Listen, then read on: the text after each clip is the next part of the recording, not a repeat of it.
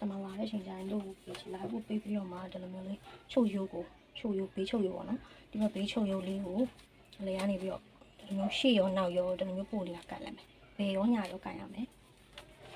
နော် customer ဝတ်ကြည့်ပြီးတော့မှပွားတယ်ဆိုအဲ့လိုလေးကန်ကြည့်လိုက်မယ်ကန်ပြီးတော့မှပို့နေတာလေးတွေကိုဒီလိုမျိုးလေးပြင်ထုတ်မယ်ဘေးရောညာရောဒီလိုလေးကန်ပြီးတော့မှကြည့်ကြည့်